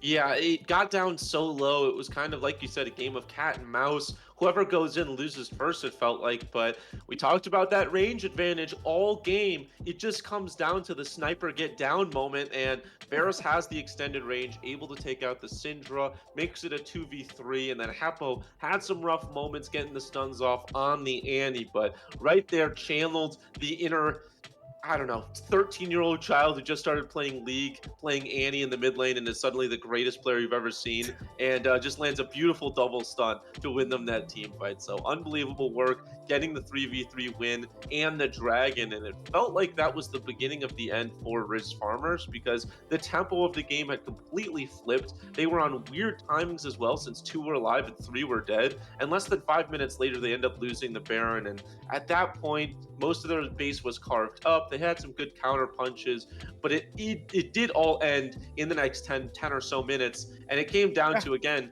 the critical fight that we all talked about. So when we got that replay, I want to see the Olaf just absolutely tear through everybody. Yeah, this is the replay here. This is the game-winning fight. So it is Rizz Farmers in the blue side base trying to get that inhibitor. The hook lands, and you're like, oh, take the hook. Oh, God, you should not have taken that hook, bro, because here comes Meow Mix. Ragnarok pop, just getting as much lifesteal as possible. Kites back, sets up the Cataclysm, but here comes the big play here, because that's the bullet time coming out, starting to drain, but Stringy Bird flash hooks to pull out bullet time right before it finishes, sets up that shutdown, and here's where Meow Mix just goes absolutely rampant, picks up that quadra kill. They go on to find the Garen, taking the inhibitor, and with that bottom side open, take the base wide open. So yeah, it was Meow Mix, but like you talked about, the rest of the team stepped up in big moments. We saw some great Varus play. That was a huge hook from Stringy Bird to cut down some of that MF damage, and since Iridescent on Neon, they're continuing this sort of pseudo Cinderella story. They are a perfect 3-0 in games so far through playoffs. Yeah, also, if you want to talk about the item purchase of the game right there, got to give it to Ravenous on the Olaf. Itemization as a whole on everyone was fairly normal, but you saw that Ravenous right there. When they're all bunched up in the Cataclysm, one auto feels like 3. It just burns every single person behind them, and I was just watching that. The Olaf really only got like 2 or 3 autos off, but with the Ravenous, it chunked people down so much. You land an axe and a couple autos, and the Ravenous should do the rest, so kind of incredible to think the itemization worked so well and only really needed the 1 damage item. Had the Jack show along with the Maw as well for the survivability, but Olaf with the Ravenous is more than enough damage, building a little tank here to ensure they can tank the bullet time, and that's exactly what happened. We look at the damage graph, and yeah, that checks out. 28,000 on the Olaf, 24,000 on the Varus. I love being right, and they love doing damage. Yeah, the one disappointing thing here, we talked about Smile, got that counter pick on the Syndra into this Annie, was doing pretty well getting splinters early, but kind of just disappeared on those fights. Part of that is Meow Mix. When you're a mage with low mobility, you are very scared of a fed Olaf, but needs to have more, capability in those fights with Sky of the Weeks. Unleash Power should have a lot more damage coming across, and just did not perform. But luckily, folks, it is a best of 3 here. So we still have some more games to come. And we got to see exactly how Rizz Farmers want to respond, because, the right out the gate response is to just ban Olaf. But there's only one way to really figure that out, Bonfire, and we don't even have time for breaks. It's playoffs, baby. We got to break down everything, and the teams are already ready for game number 2. So without further ado, let's throw it right back to Gordo and Goferino for game 2 draft. All right, well, it's all right. Goverino's not here yet. He was expecting a break, but there's no breaks on this train, baby. So I'll carry through for draft for now. We can see maybe our boys could unmute too. We could do a little 3-man while we wait for Goferino here. But we're gonna be breaking things down before too long. A huge game number 1 for Iridescent Dawn Neon, as they are able to start things off on the right foot. They are up 1-0 so far in this series, as we're waiting in here for the first picks to start coming on through. I think our boys are unmuted. Slayer. Yes. Oh wait, I see Goferino. I see a face peeking in for the side. We're getting into draft. There's no breaks on this train, Goferino. We're just getting started right away. Alrighty, cool. I thought there'd be a little bit of a break there. So did we. You never know. Sometimes the players they have real quick turnarounds. Yeah. You can't fault them for that. Yeah. That also, I think we definitely went a little long. on our end. But, you know, I haven't started though, so good to know I technically came back in time. No, and see, they're waiting for you to even start off the draft, actually. We're kind of just sitting in here. Okay. No picks and bans coming through quite yet, but we will be... Oh, never mind. As I say that, bar's starting to go down. First ban slot is hovering. It's blinking blue. It means it's time for us to start getting into picks and bans here. Rizz Farmer's now going to be on the blue side. IDN moving over to the red. See if the side swap ends up making a big difference for the results here. Yeah, no. Mic cord, can we not do this? Hello, stream. There we go. All right, go for Reno. Getting up and close and personal. Really take your screenshots while you got them. This will be worth something someday. TFT jersey. Oh, how do you call it? There we go. Yeah, Mike's a little quiet, so we're trying a little closer. Are you going to be the first ban, though? Nothing too surprising on the board so far. 2 target bans. Nice. Newscaster go for Reno. Got a little throwback coming in. That's good. Yeah, gotten quite a bit of complaints about the popping in the audio, so we'll get that fixed coming into game number 2. The Kiata band going to stay the same. The Ari band going to be joining it, and LeBlanc now being hovered as well. We saw the LeBlanc band away last game. Has been a prio pick here for the mid lane for these past few patches. No real surprises that it's been banned. So far, same thing, different sides here in the draft, you know, same bans on both sides. And we'll see if there's any change ups from that game number 1. The Varus being hovered. That was B1 picked last time around by IDN, and we saw how strong that got later in the game with that poke. Did struggle a little bit early on, you know, doesn't help when you get hooked and then bullet time, but stuff happens. We'll see if that ban is locked in. It is going to be the Varus ban here, so we'll see how IDN responds in kind. We will before too long. Yeah, looks like people are keeping their picks and bans largely the same. Vakaisa is up this time. So that is a little difference for the Rizz Farmers. If I were them, I'd be willing to first pick it. This champion is ridiculous. Iridescent on Neon, they used this third ban on the Kindred in game number 1. We'll see if they want to use it on the Kaisa here and potentially risk giving over that Kindred. They are going to do that. So could be a big Kindred pick here. It definitely could be. I know also the Rizz Farmers, they do counter the Kindred a little. I believe last week in their game, they just picked I think it was they picked Kha'Zix into Kindred. I might be misremembering a little. We'll see what the prio is. Like you said, the Kindred is up. Fairly strong jungler in the right hands, and we know the Rizz Farmers do have the hands for it. The Maokai being hovered, though, no real surprises that gets locked in here. Just such a tried and true jungler. Can also be flex top. I know Rizz Farmers did do that in their game number 1 of last week against L2. So it's going to be the Maokai here, B1.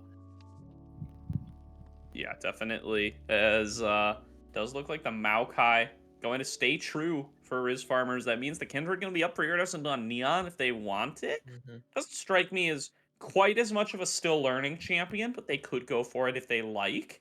Have been playing quite a bit of the Graves in solo queue, so similar flavor of Marksman Jungle if that's what they want. Instead, they're going for the Wukong. They're just going to lock that in. R1. And now they have the opportunity to take their first pick in whatever role they choose. The Varus having been banned away. See, based on what they prioritized in game number 1, I mean, they could run it back with the Misfortune. It was looking pretty good for a while, although they might want to save that as a potential counter pick based on what they're going to be up against. It was Rizz Farmers who picked the Misfortune. That is correct. Yes, you are right about that. So, I mean, it could just be the Thresh coming through again. They're going to steal that one away from the Rizz Farmers. They're going to take a note out of the Rizz Farmers book, and they're going to lock themselves in that Thresh. We'll see if Rizz Farmers say no you and pick the Blitzcrank into this. I mean, wouldn't be entirely surprising, all things considered. Would be a little bit funny, a little bit cheeky, but so far, nothing too telling about these two comps. I mean, Maokai, you can kind of slot into nearly any comp. Wukong, Thresh, what does that tell you? I mean, there's definitely going to be some team fighting that's comp with those 2 picks, but you don't know where this is going. We'll see how RF really want to... Senna, okay. Question is, what's the step to be paired with? Yeah, That's always the biggest question with Senna. Yeah, and the question is it going to be paired with a support? Is it going to be paired with a marksman? Or is it going to be paired with neither? Because all those options are on the table when you do have the Senna. The support Senna is the most common. The Senna Seraphine, that's a classic coming on through here. Haven't seen it in quite a while, but the Rizz farmers are going to bring back an old school scaling strategy into the bottom lane. They see that Thresh come through, who is going to be a big threat to both of these squishy champions. But if they can get through their laning phase, and if they can just keep farming on up into the later game, they are going to be such a massive scaling threat, as I assume it's going to be the Seraphine farming and the Senna just picking up those souls. Yeah.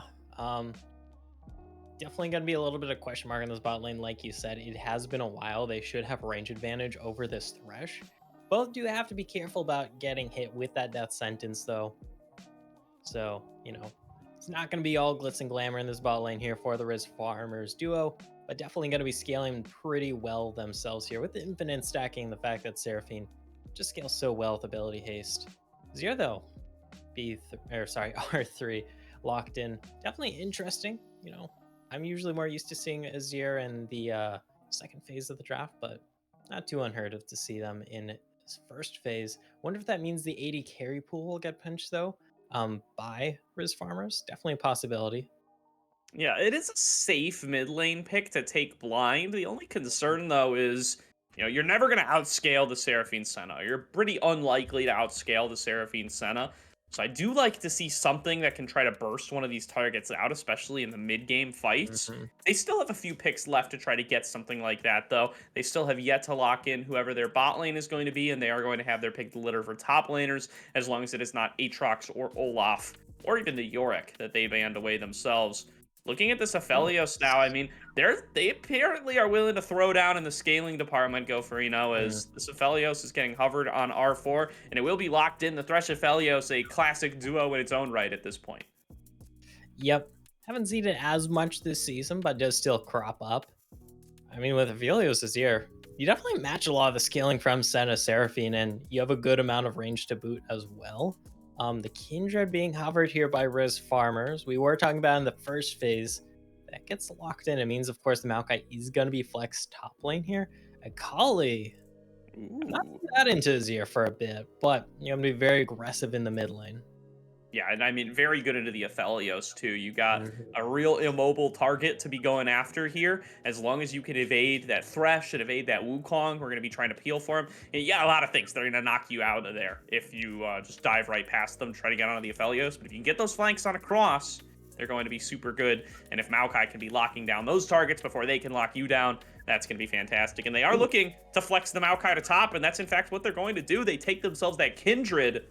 Now, what do Iridescent on Neon want to take into the top lane? I mean, they're going to have to show some crazy stuff out of Meow Meow, or not Meow Meow Mix. They're going to have to show some crazy stuff out of Cactus Chicken here coming into game number 2 to see how they're going to be able to deal with this Maokai. Do they want something aggressive to try to win the lane up against the tree? That's going to be the question. Yeah, we'll see what Meow Meow Mix locks in here. They do have the counter pick. Take their time. Poppy. Okay, Okay. Going to trade favorably into the Maokai, but overall should be a much quieter top lane, assuming it is the Poppy versus Maokai. Compared to last game, there's a Ignite Garen against Olaf top. There's definitely going to be blood. Bit of a 180 this game when it comes to that, but there's going to be excitement in the other lanes for sure. Yeah, there definitely is going to be. They're just going to opt into that tank v tank matchup, so not going to be trying to dominate the Maokai too hard. Instead, going to try to have that tech up against this Kindred, up against this Akali, to try to play around their front-to-back carries. See if Iridescent on Neon are going to be able to work out that game plan. But let's see what the analyst desk has to think about this. Let's throw it back to Slayer and Bonfire as they break down what we've just seen.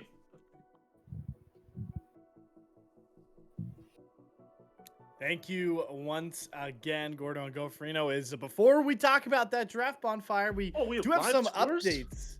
We have box scores. It's like ESPN. We have we should know this, being the news guy. I know. What's that called? This ticker. They have a ticker. Yeah. Okay. Right. We're running. So there you go, guys, folks. You have all your scores of the other series below you so far. Certainly some interesting things. It's good to see the Vision 2 have rebounded from their upset loss and they're up 1-0 over Primal Instinct Black. I know we have a lot of Primal Instinct Black fans that love to pop into the Twitch chat a lot. So they're down right now, and they are potentially about to drop out of the Divine League playoffs. And after what we've seen from Primal Instinct Black, we've seen them 3 times, I believe, on stream this year, Bonfire. It would be completely just 180 for them to lose out of playoffs off stream. That'd be crazy. But we are This is finally getting into this the rules, draft. by the way. This is so cool. We're awesome. Risen rules. This is Yeah, mostly, yeah, Risen rules, Caddy rules. So caddy rules. shout out to Caddy Yeah, because big shout out to Caddy. This is for putting sick this though. stuff This is together. super cool. Shout out Caddy. Really good producer, subpar support. Uh, joking, obviously. I casted one of his games last Thursday, so throw a little dig at Caddy. No, it was actually a very good support game. They didn't pick the Kindred. No, they Oh, they did. did. They did pick the Kindred. They B5'd the Kindred. B5'd Okay. the Kindred. Right. So I don't know anymore. Yeah. So, anyways, across the board, though, it's interesting to see. I actually really, really like this Iridescent Dawn squad that they've picked up. Or not Iridescent Dawn squad. I'm all over the place. I really do love this Rizz Farmer squad that they've picked up. They've got the Maokai. I like the Seraphine Maokai. I think it's just going to be impossible to get into objectives, and I think they've got a really, really good team fight. I also think that Akali is really good at kind of spacing out objectives. Right. If you're able to just throw down a shroud, it creates so much ambiguity in these fights. And I just think this Wukong is going to find it difficult, along with this Azir, to get a good engage off. Scatter the Weak or a Cyclone, or not Scatter the Weak, but Azir Ultimate or a Cyclone is just going to be really, really difficult when there's a Maokai ult or there's an Akali in your backline or a Seraphine ult. It's just going to make it very difficult. And that whole time, you've just got a Kindred and a Senna raining down damage. So really, really like what Rizz Farmers has picked up, which is terrible for me to say because I have an IDR 2-0, but look, IDN, should have drafted better. What can I say? I definitely have an idea in 2-1, so It's feeling true. pretty It's good about your synopsis, Mr. Analysis over there. But I certainly do have some issues with Rizz Farmer's draft. Kindred, if we're just talking about the state in the meta and how strong they are, Kindred is a strong champion, right? Strong jungler. But also, there's a lot of ways to counter Kindred, and Azir late in those fights is gonna do a good job zoning Kindred, poking her out from distance. Poppy is just the biggest nuisance in League of Legends, especially to range junglers like Kindred. So I expect to see Meow Meow Mech being a nuisance in that phase as well. But we certainly geared up for an intriguing draft. It's funny, Bonfire. We talked about how Varus has been around in his 2 build phases. That's been around for a very long time, right? And you've got to argue that. So if we're talking about Blast from Past, Seraphine Senna. I mean, that was, how long ago was that meta prevalent? Was that pre-Worlds? I feel like people were pushing that. I think it was like Worlds 2021 almost, or 2020. Yeah. It certainly isn't something that necessarily fits the meta stance, but we talked about it already. Both these squads have shown that they are willing to take big risks on maybe older types of composition prize or more aggressive comps like the Blue Cane. Expect for OVO Woe, we saw that game last time for them to get themselves to this spot. Played that Blue Cane to pretty good excellency. I'd say 12-1's pretty darn good. How about yourself? But Senna Seraphine is about one thing and one thing only. If you're Rizz Farmers, you have to get to 30-35 minutes to have any sort of shot in this game, picking that sort of bot lane. I'm actually curious if it's a fasting Senna, because Seraphine is good enough at wave clear, and the Senna obviously, I can't remember the last time Senna's been an 80 carry. It's been years at this point, and so I expect it to be a fasting Senna. Now the question is, how is Cody as a Senna or how is Bruv at getting CS? That's the biggest question because Bruv is obviously a support player. It could be, not a fasting Senna, but I fully expect it to be. And Bruv going teleport just kind of, I think that just locks it in as well. You go teleport because you want to get back in the lane to, farm as well. Farm even safer. So I do think if this game goes long, it gets difficult for Rizz Farmers, but I think the mid game is when they really make their mark.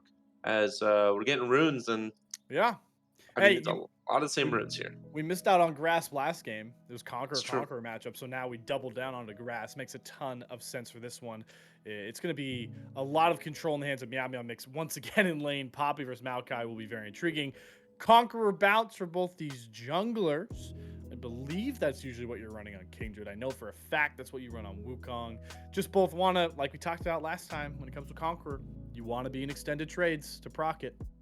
Yeah, I'm surprised a little bit that we're not seeing a lethal tempo on the Kindred. I just think the movement speed's pretty strong, but I also understand the Conqueror. Realistically, lethal tempo and Conqueror kind of interchangeable depending on the champion and the matchup. So I get it. Conqueror wanted to dance around, do the extra damage rather than the extra speed.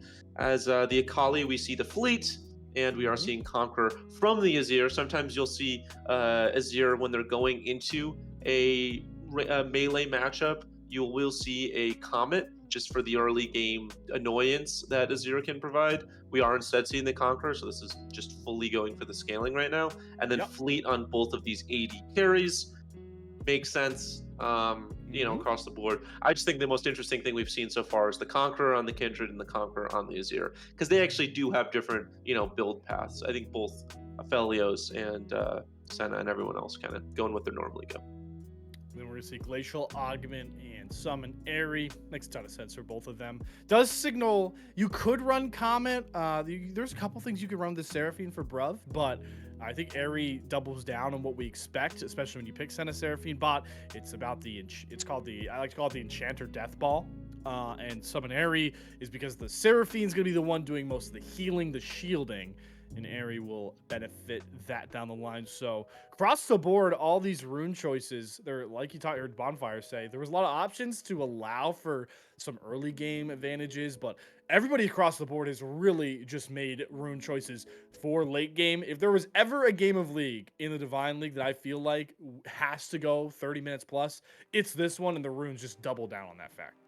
Yeah, it should be a fantastic game. There's engage for both of these teams. I think the majority of the engage is on this IDN squad, and they're sticking with their strategy that's won them the first series in game one. They've got so much engage, so much ability to go in. Poppy, Wukong, they've got a zero on the back end of it, so they definitely have that. And then on the other side of things, really good counter engage. And if they're able to get into the river first, I think that Rizz Farmers has a fantastic comp. So interesting across the board. The biggest question is bro farming? And I think hopefully, as I'm hearing sounds in the background, we will find that out very soon. Yeah, I believe we have a pause coming across. I've been Mm. told that. So once we get through that, we'll be able to get off your guys' screens because I know you guys hate when Slave Fire is in front of you. But Whoa. regardless, it's going to be intriguing. I got to see some of these summoner spells as well. And I'm not even going to talk about them. I was going to bring up a comment. Don't even need a bonfire. We will never know. Who cares about Slayer analysis, right? Yeah, exactly. Anyways, Give me Gofrino Gordo. yeah, you heard it. Well, Bonfire's getting it. Y'all are getting it. Take us to game number 2, Gordo and Gofrino.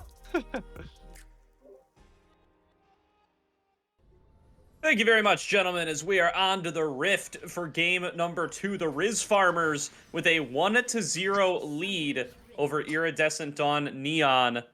Looking to see what they're going to be able to accomplish, and it does look like it is going to be that farming Seraphine in the bottom lane. Based on the sickle, we can see in Cody's inventory. Yep. Could also still be the fasting Senna if you go for the farming route later. We'll have to see. I'm kind of leaning towards it's going to be the full support Senna coming out from I Cody. agree. Because you already have Ovo on this Kindred. So you don't have to have like 2 super farmed AD carries. You certainly can still go that. Nothing's really stopping you. It's still a very fine choice. But, there's not as much of a pressing need here for this Senna to be that full AD carry. And yeah. Also, Caddy, you swap those guys back. It's gonna be farming Seraphine. Put him in the role where he belongs, so he can compare his farm to Kenny used Now put Seraphine horizontally. in mid. Yeah, it does. All right. Apparently, there's other things that won't show up correctly if we swap them. We're too dependent on the scoreboard order. Go for Reno, so we're not gonna be able to do that. But it's fine. I can look diagonally. I'm a big boy. I'll be able to figure it out. But do definitely believe in the farming Senna or the farming Seraphine here. Seraphine just does so much with the gold as well. Like she just loves to get herself a nice little AP mythic, get a Leandries or something, and get yourself some extra AP items on top of that to boost up your high note damage. And it's just much easier to do that when you're farming. Yep. That also is like just being able to spam out spells on Seraphine. Always gets you innate value just due to your passive. Hey, you got to double cast your abilities now since you spammed them. Alright, cool. And root does land here. There's going to be a little bit of miss picked up.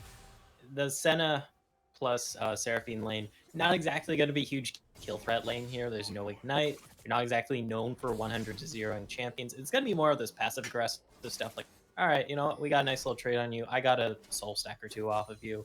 We're just going to go back to farming. Confused and Streambird, though, can definitely look for kills here with this Ignite. Definitely can. It's going to be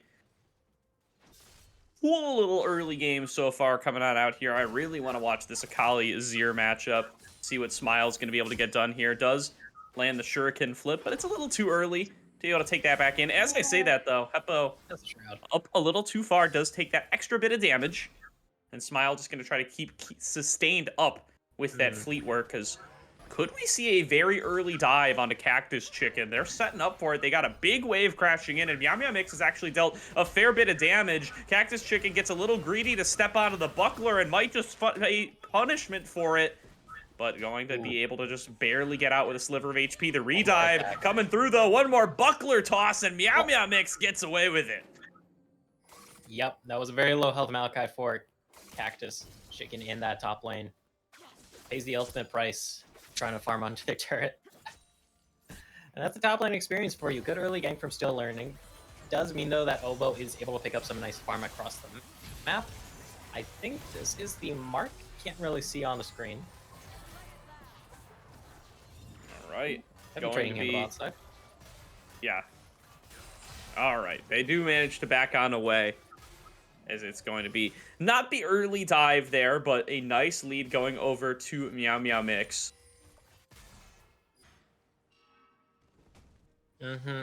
Getting that early Sheen as well, gonna help with these trades.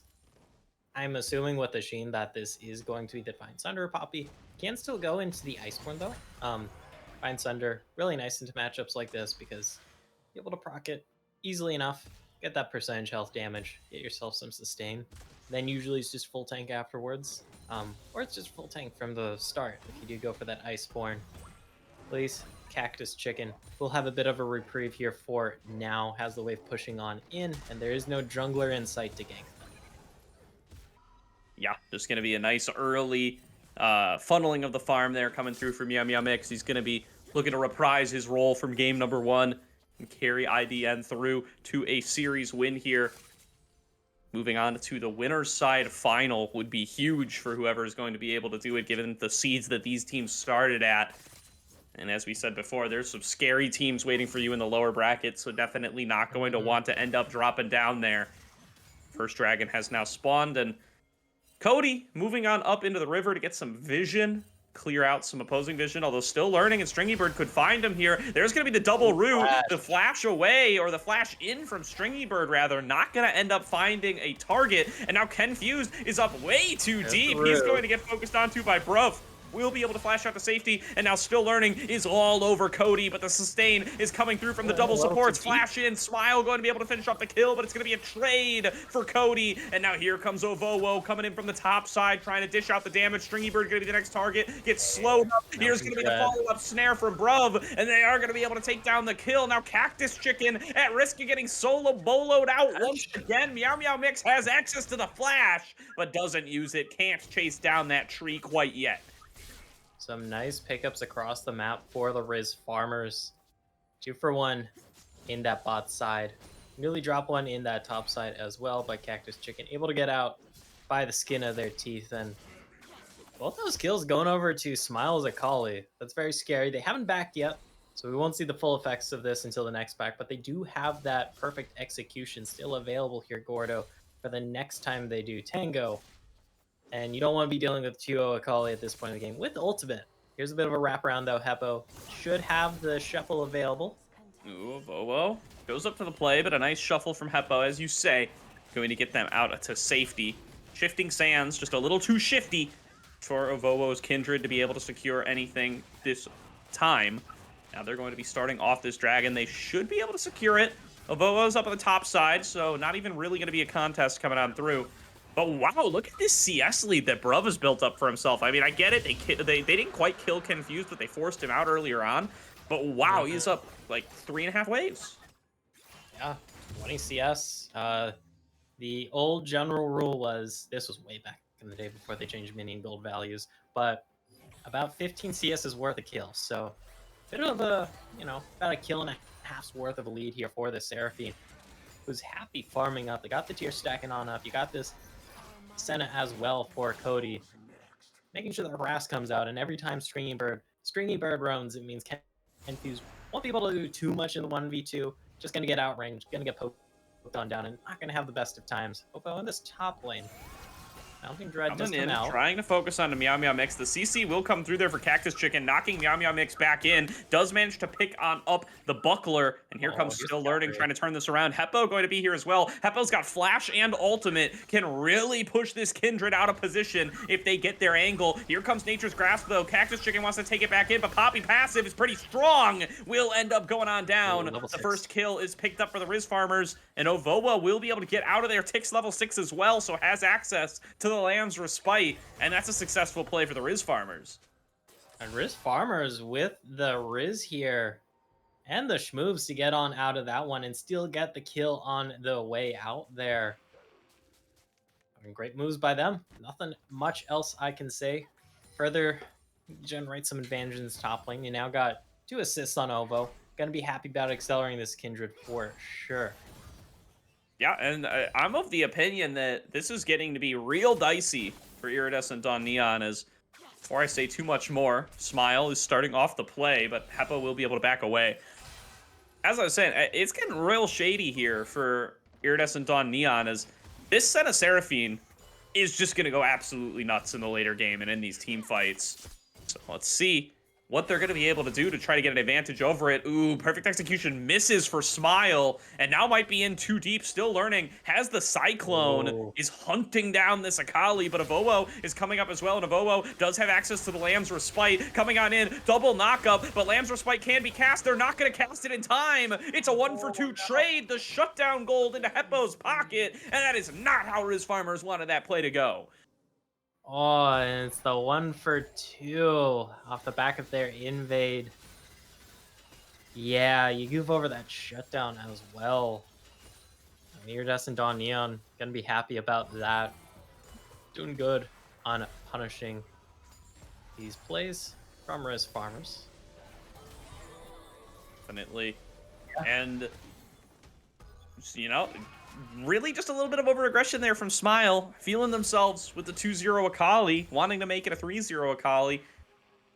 I don't think missing the ultimate is really what makes the difference there, but just not being able to come out ahead in the fight. And Ovowo being a little greedy with the ulti usage, wanted to kill Still Learning first. Now Meow Meow Mix getting ganked once again, but just farming up, just picking up those bucklers, picking up the Grasp of the Undying procs, and hunting Ovowo out. But the follow-up dive might be coming through here before too long.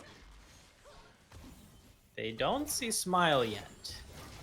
Oh, they can get suspicious, though. Now they do. Meow Meow Mix, no ultimate, does have the steadfast presence, can use it as needed, going to save it to interrupt onto Smile, but just has to use it at some point to stop the Kindred.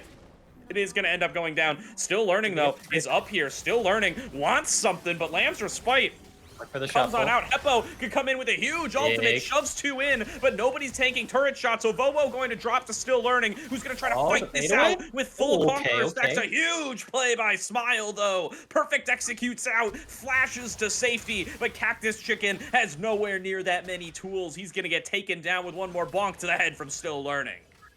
2-for-2 in the end. Rizz Farmers, Smile with some nice fancy schmoves on the back end there, looking like Michael Jackson on the dance stage. And this game, once again, neck and neck, very similar to last game here, Gordo. But this time around, it's the Akali and Wukong. Still Learning against oh lord, bit of coughing. Still Learning against why am I forgetting the name? Oh, this is last game's Goldcraft. That's what's throwing me off. These aren't the right icons. How about that? I don't know. Well, happens. I don't even think it's. I think it's accurate to this game, though. Yeah. No, you know what? Maybe it's not actually. There's no way Ovowo has the most gold. It's definitely Smile. Probably. That's a mystery. Okay. Here we go. There we go. Still This lurking. makes more sense. This checks out. This passes the gut check. Alrighty. Yeah, this definitely seems a lot more correct. And top laner is just going at it here. Cactus Chicken definitely pretty low. Has to be careful. These Sheen autos really adding up from Meow Meow Mix's Poppy. And just a bit of calm on the Rift here. Got some setup for this next dragon. Here's the roam up from the bot side. All right, there's going to be the hook back in, but not going to accomplish too much. Rift Herald charging in, going to be able to pick up 2 plates. Cactus Chicken throws down the Nature's Grasp for wave clear, it looks like. Hammer Shock really doing a number on his HP as they're going to try to start up this dragon for Iridescent on Neon.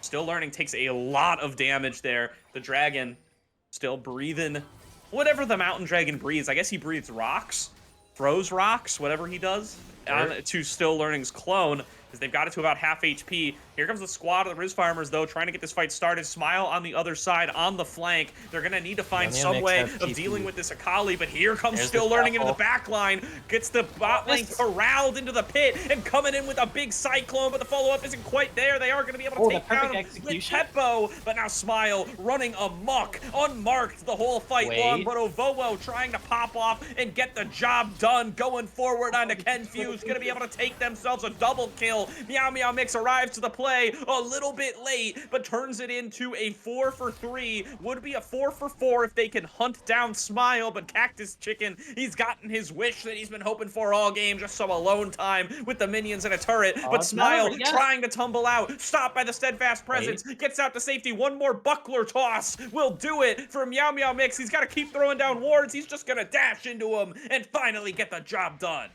A big shutdown. Teleport on the top side too, but I think it is finally over. 4 for 4 in the end. Don't confuse it with the Wendy's trademark here.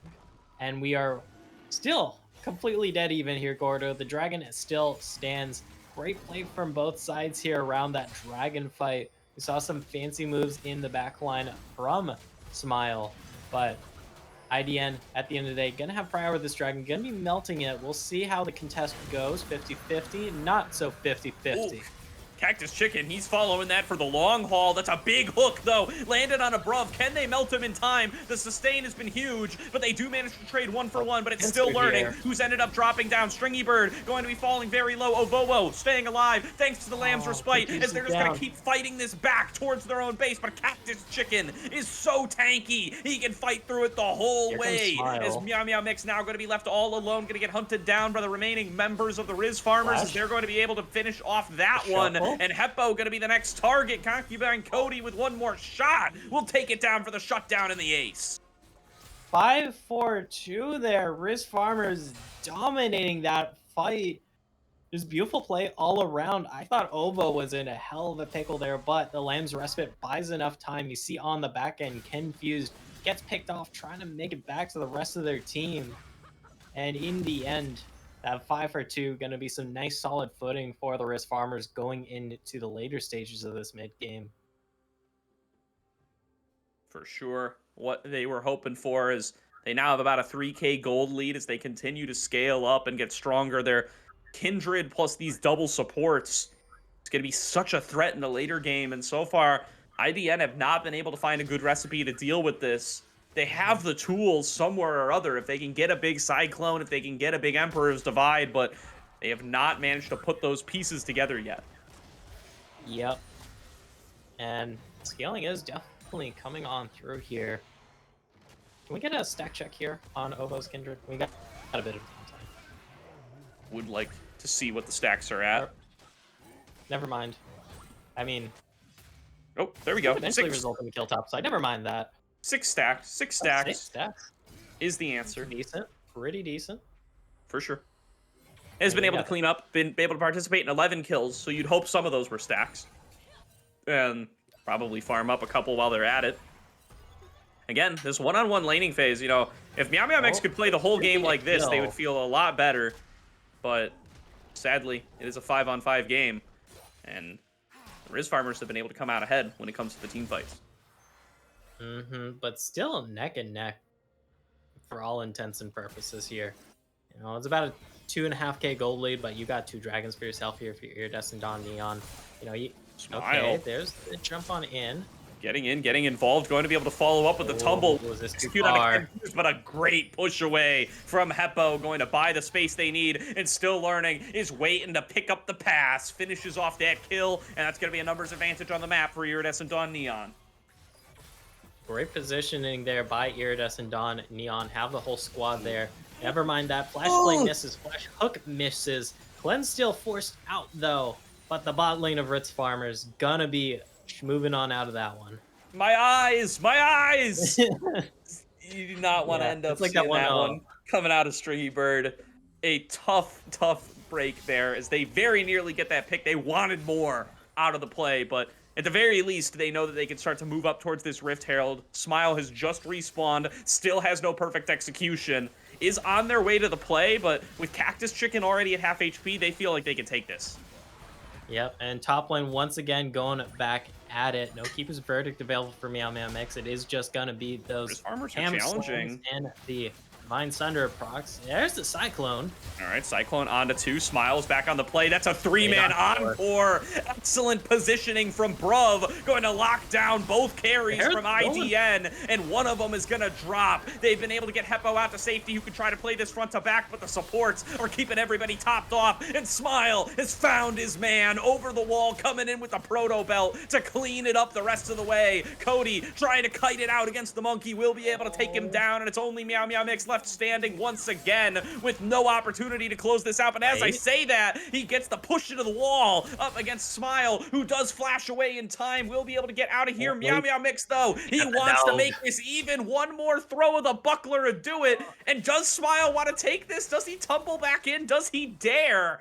He does not, and it's Cody now who's looking to hunt this the rest of the way down. But Cody, you might not have the damage on your own. It's just a one-shot there. Meow Meow Mix, he makes it a 4-for-4. I heard the spam pings in chat too, so someone got pinged for dying there. Don't know which side was pinging that Senna death.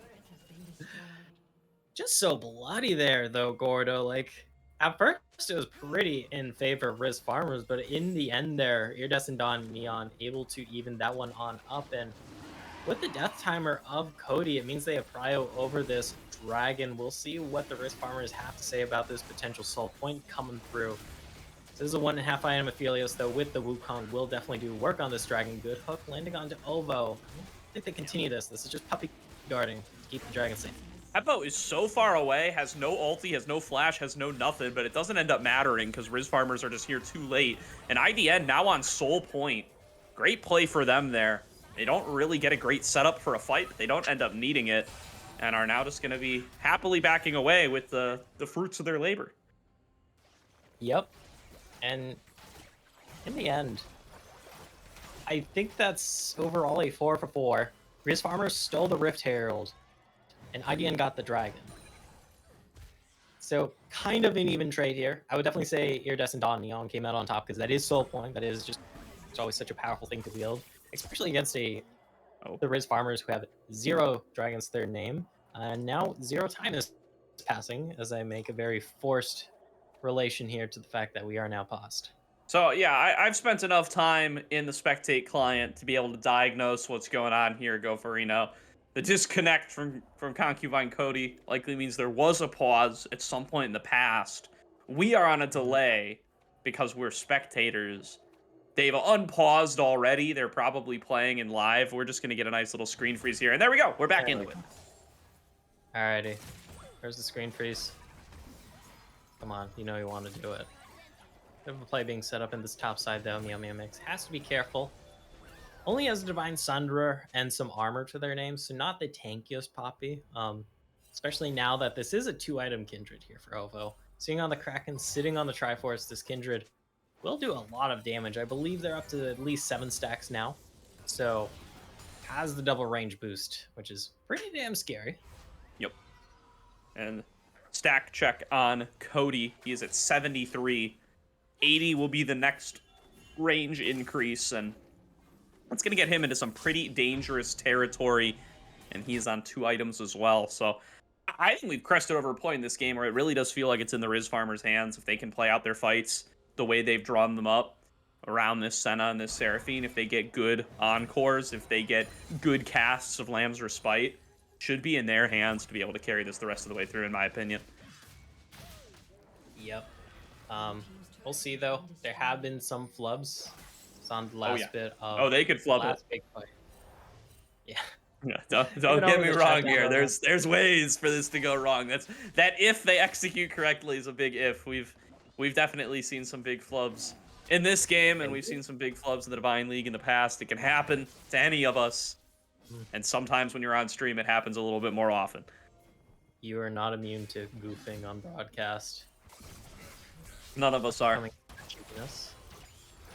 If anybody tells you they're immune to goofing on broadcast, don't believe them. It's happened to the best of us. It will happen to everybody at some point or another if they stay around here long enough. Meow Meow Mix continuing to goof on Cactus Chicken on broadcast as he is just being so good in this one-on-one. He's got a 50 CS lead, and just look at this matchup. He's just farming him for Grasp the Undying stacks. But now that there's a center around, IDN not favoring that 2v2. I do like this positioning from IDN though. They got some nice deep vision down. Baron is up and on the menu. I'm gonna start this one off. It's just still learning Wukong and Meow Meow Mix's Poppy, so definitely not the quickest Baron take, although they have taken it down by about a third of that health. And it hasn't been spotted. There is no blue trinket available here for the Rizz farmers, so they would have to manually check it themselves. But I don't think they have much of a clue if this is going on or not. This is a great call. I mean, Ken Fused and Stringy Bird are up in their faces, sieging on mid lane pretty much single-handedly. They must just think Now they have IDN an are idea, getting but vision or are clearing wards too or late. are farming jungle camps. Yeah, they've done it. The acting job. Give them the Oscar right now as IDN sneak themselves a Baron and get out scot-free. Yep, all it costs is the cleanse of Ken Fuse there, and IDN, they got to be happy about this. That Baron puts them in the gold lead now. They're going to have that Baron to get prio on all of these waves here for this next dragon if they do want to go for the soul. Or they can just say, you know what, screw the soul. You pick up your first Chemtech dragon of the game. We will just take an inhib. Gives you a lot of options here. You are IDN. Yeah, definitely a great sneak there. Rizz farmers, you know, the only thing that could have tipped Rizz farmers off to the fact that was going on is that Meow Meow Mix hadn't showed on anything in a while. Ooh. As I say that, Meow Meow Mix Indeed. is in the middle of nowhere, does get Dark Passage Okay. out to safety. Thank you very much, Thresh. That is any other support in the game, and Meow Meow Mix is dead there, by the way. Zillion, technically. Okay, sure, but then he's just dead I twice. mean, yeah. Unless, I don't know. But Baron Siege starting to come on through. Bit of a pincer movement. Gonna be called out here. Cactus Chicken has been spotted, and this turret not much longer could have for this been- world. That could have been a Misses. very scary Nature's Grasp, but it doesn't end up manifesting. As Stringy Bird goes very low, has to flash away, will be out to safety, and again, the Iridescent and Neon, they just walk up, they take the objective, and they say, thank you guys, and they back away. I mean, they're just still pushing here. They have Prio. They have Baron buff. Guys, They have an Azir. they're denying Soul, but they're going to lose their inhib turret. They're going to lose their inhib for this. they What is denying going Soul? on? As over the wall, Meow Meow Mix, he goes for the Miracle Steal. Doesn't get it, but he doesn't need it. His team is just cashing out. As Iridescent on Neon, I don't know what spell they've They're cast over the looking. game, go for There's Reno, but only they're 3 just getting members. everything for free. Yeah. As I say that, a huge encore across 3 members will earn 2 kills for Smile, and the lockdown coming through onto Heppo is going to take him out as well. 40-second death timers on Iridescent Dawn Neon, but all the objectives are gone. Iridescent Dawn has taken them for themselves. What can the Rizz farmers do in response?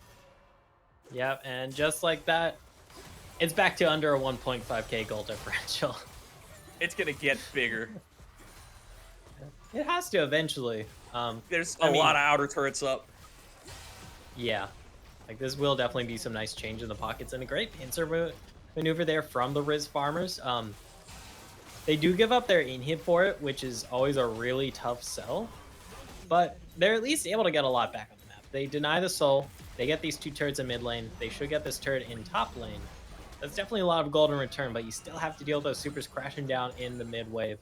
And that inhib should be down up until just about the next dragon spawn, since their spawn timer is pretty damn similar. Very, very similar. 47k gold apiece, neck and neck in this game number 2. Iridescent on Neon have been doing a great job of fighting their way back. 3 turrets do go down. Those were the first 3 turrets Rizz Farmers have gotten all game. So for all of the hyping up we give them about their scaling, they have not been able to take too many objectives. I have been able to take some pretty good fights here. Just haven't really been able to convert it into objectives, except for that last fight, where they got 3 turrets. Bit of a dive here on the top side. This is the tankiest member, though. All right. Cactus Chicken goes down to about half HP, takes a boatload of damage, walks away. Confused still only on 2 items, can't really work his way through that health bar too effectively yet. As Heppo, he does have that Crown of the Shattered Queen for his one-on-one against Akali, but that is still, this is a shady one-on-one in the side lanes. I would be very worried about this if I'm IDN. Yep. You are Azir, thankfully. You have much more tools than the typical like long-range mage you think of. Azir is a battle mage, I believe, so typically have more tools. There's the Twisted Advance on in, answered in kind with the hook. I think this is just going to be a lot of posturing, though, because Cactus Chicken is still nearly full health, and yep, it's just back to the siege game. Back to the siege game. As you know, I got to give it up to Heppo with his Azir turret. He's just held this up. That is going to be his crown popped. But again, I can see it in Smile's eyes. He wants to go for this. He's 9-3 on Akali. Surely he thinks he can take this Azir. I admire the fortitude he's showing by just not going all in on this. Yeah. Lee Syndrome is also a thing with Akali, so I guess Akali Syndrome? I don't know. It doesn't match as well. Good little root. Yeah, Lantern. All right. Yep. Out to safety. Recalls come on across. Baron is up in 45 seconds. IDN might want to spend any gold they have for that while they have the time and the opportunity. They would definitely like to get that for themselves to continue their wave clear because Seraphine makes that a little bit obnoxious. Still learning. Going to get caught by the snare. Dark Passage is there to get him out to safety, though. Just have to be careful to not end up getting pinchered themselves, as here comes this Akali looking for the flank and still learning, caught out, the worst target this could happen to. But Ovowo, it's happening to him on the other side. He doesn't have time to use the Lamb's Respite, and that's going to be a jungler down for the Rizz Farmers. Will they be able to take out Still Learning? No. He's gotten out to safety, and the charge in from Meow Meow Mix finds its way onto Smile. A huge shutdown comes over to Heppo, and that's going to be a 5 versus 3 on the map. Iridescent Dawn Neon, they already have minions knocking on the Nexus doors. It's time for them to start up Baron. Iridescent Dawn Neon, it looks like they're the ones caught out. They're Still Learning, separated from the team, but while Ovo and crew are going for the flank, it turns out they're the ones caught out instead, Gordo. Yes, it is only 2 kills, but it's gonna net you this Baron. It's gonna net you a gold lead once again here and give you some strong posturing for this dragon up in 20 seconds. I am going to take a wild guess that IDN is just going to bucket towards this dragon, look to pick up the soul here, and then look to hopefully put a nail in the coffin of this game and finish the series 2-0. I wish we had live replays, Gopherino, because I have no idea how Meow Meow Mix found that pick onto Ovowo. I gotta give the credit to Deadman's Plate. Had that bonus movement speed, was able to just find the angle unexpectedly. It's Still Learning, is into the back line, wants to get this fight started nice and early, and they found their way onto Bruv. That's the scaling support carry they've been working for all game, and Confused, red and white guns, a million chakrams, and nobody there to deal with them. They're gonna cut down the entire Rizz Farmers squad like they were the crops, and that's going to be Iridescent Dawn Neon with a massive team fight. Only one left standing, and they're gonna burst open the base. Yeah, surely the end here, right? They got the Baron. Okay, they might not be ending. They got this huge wave, though. This has to be the end here. Such an explosive fight. Still Learning, just going in YOLO swag mode with that Cyclone here, Gordo. Netting their team the win. There's the ace. Bruv has to do something miraculous here, but he doesn't have the encore. He can't do anything. He can just hide out in his base and hope to survive. But he's going to go down to one more shot, and Confused is going to win it. Iridescent Dawn Neon with a 2-0 victory. They're going to the winner's side finals. Iridescent, Dawn, Neon. It definitely was close. It definitely was messy at times, but they're able to steal the deal in both of these games, Gordo. With their late game team fights just coming in clutch. And man, that was over quickly. It at the drop of a hat, man.